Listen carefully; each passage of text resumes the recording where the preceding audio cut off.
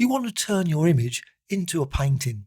Well, it's super easy in Photoshop, PC or Mac. And the key thing is the history panel.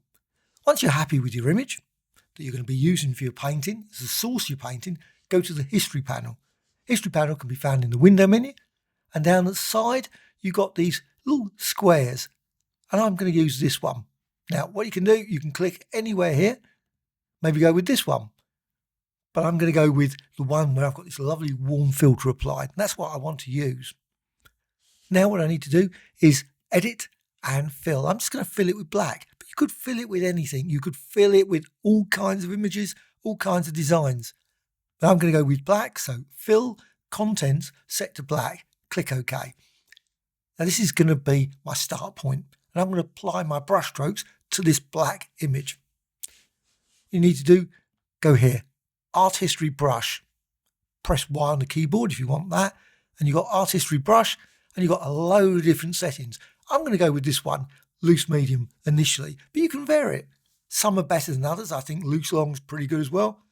And also you can set a brush. Now I'm going to go click and use this one here. Now you can of course select from all these kind of brushes you've got. Now some will then go and select the paintbrush. So you have to be careful about that. Not all the brushes can be immediately used as brush stroke. So I'm going to go with this one, 42, and also I'm just going to reduce the size down. And let's apply. And now you can see you've got this. Now, of course, I can't see the image, but obviously I know where the phone box is. Also, I know roughly where the bus is. So I'm just going to apply the brush very quickly over this way, very rapidly. You don't have to apply it with sort of super finesse. And you can see there, you've got the brush rushing off. You've got your phone box. And it's a great start point. But what you can also do is you can fill it again, maybe with the original image. So you just go over here, edit and fill. So edit and fill, and you've got lots of different options here. The contents, go with history. So history, and click OK. And you're back to the original image. You think, oh, that's not much use. I've just applied this effect. But what you can do, edit and fade fill. And I always love to do this. So what I can do, I can go through the blend mode. So darken. I think that creates an interesting one. Multiply and so on. You can see you can create some very interesting designs simply by just changing this.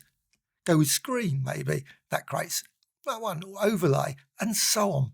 And click OK. I'm going to go with that. But also what you can do, maybe apply it to a layer. You don't have to apply it onto the original image. You might prefer to do that. So go to Layer and New and Layer. And click OK. Exactly the same as before. Art History Brush. And then just apply this one. And I'm just going to apply it again. And you can see now applied like that. And you can apply again very rapidly.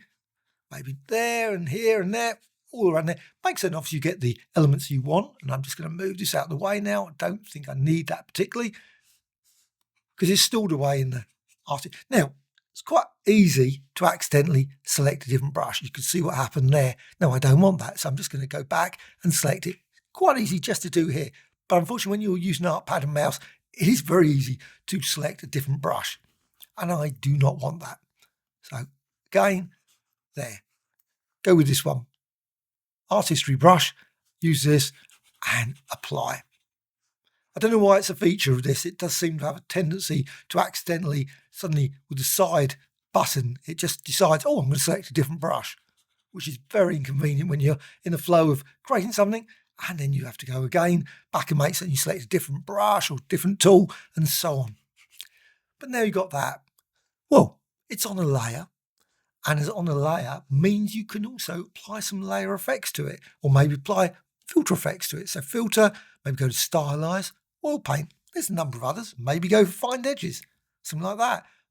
Creates a very garish effect. I'm not going to go with that one.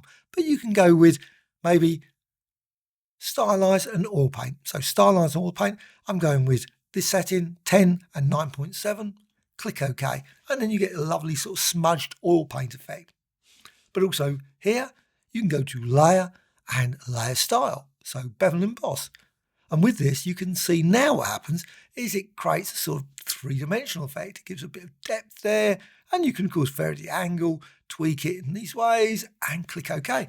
And you get this sort of a melted, weird brushstroke effect. And as it's still a layer, you can decide, you know what, let's just move this around. So I can reposition it, maybe create some interesting visual effects, maybe create 5 or 6 different layers, apply different brush strokes to each of them, different effects to each of them, and you can build it up to make a very sort of unusual design super quick. And you got like that. And again, because it's a layer, you can also change blend mode. So you can go through, say, darken, or maybe go full multiply, and so on, and move it around, reposition. Let's just remove that now, because another thing you can do, I want to just delete that. You can also change the brush size. Quite often when you're using, let's just go back to the art history brush, click here, and maybe select a different one. I'm just going to go with a small one there. Let's go up there. You can see all different soft round. Now, soft round's an interesting one because it doesn't seem to create particularly the effect you wish sometimes, but there you can see a sort of unusual effect, and it really does depend on the brush you can use. If you use a star brush, I find a brush with a star really works effective, but lots of other ones can. You can see there, that's using the round. Very odd, the effect it generates, and that's using loose medium. That's why most of the time I always find the ones that are slightly more sort of uneven shapes, like that one there, the 42 one I've got there. If I use that, it creates more interesting smooth effect like that. I don't know why. It's weird. It's one of those tools that sort of seems, the soft round one you'd think would be creating a nice smooth sort of unusual, but it doesn't. So it's not really straightforward and obvious the brush effect you're going to get until you apply it. And I've found this a number of times when I apply different brush strokes. I apply it and I think, you know what, I prefer maybe a slightly different one, a circular design or maybe a square one, all those sort of things. Different ones can, create different effects. But also what you can do, image adjustments, apply maybe the adjustments, maybe change hue saturation, just tweak it to create even more unusual, maybe that sort of. So you've got that weird garish yellow effect, a neon-like street scene.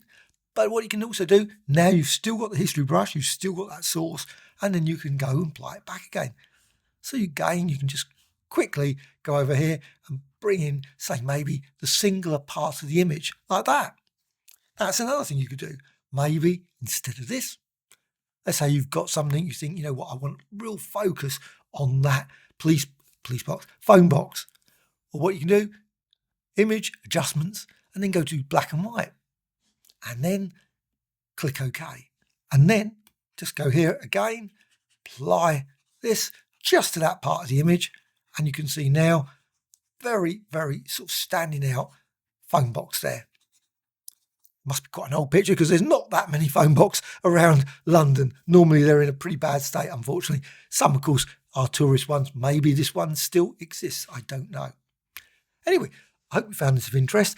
Any questions, please let me know in the comments below. Always great to hear from you.